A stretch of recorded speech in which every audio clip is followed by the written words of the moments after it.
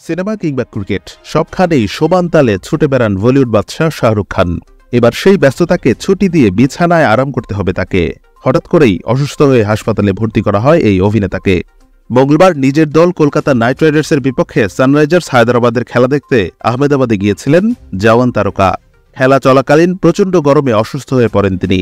এদিকে শাহরুখ খানের অসুস্থতার খবর ছড়িয়ে পড়তেই তার শারীরিক অবস্থার আপডেট পেতে আহমেদাবাদের কেডি হাসপাতালের বাইরে ভক্তদের ভিড় জমে যায় বলে ভারতীয় সংবাদমাধ্যম সূত্রে জানা যায়।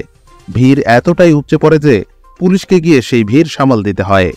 এবারের আইপিএলের প্রথম কোয়ালিফায়ার ম্যাচের 2 দিন আগে আহমেদাবাদ চলে গিয়েছিলেন শাহরুখ খান। মঙ্গলবার এবারের হট ফেভারিট সানরাইজার্স হায়দরাবাদকে হারিয়ে ফাইনালে ওঠে তার দল কলকাতা নাইট রাইডার্স।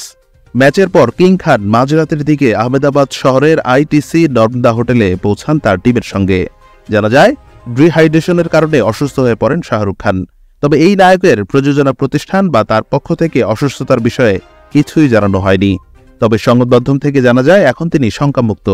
এদিকে শাহরুখের কথা মাথায় রেখে হাসপাতালে নেওয়া হয়েছে বাড়তি নিরাপত্তা।